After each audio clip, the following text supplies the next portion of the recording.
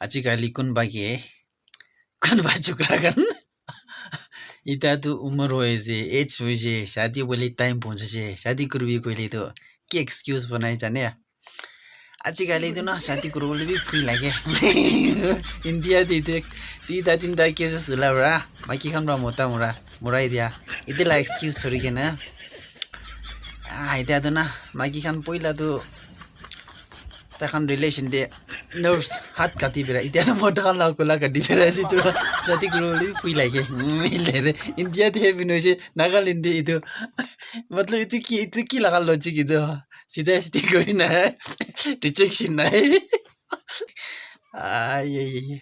चुत्तिया खाने जो गावसा ना इंडिया दे एक चंदी जंग मुराई दीजिए ले इत्तिया तो फ्री लागे शादी करबले ले नच्चा क्या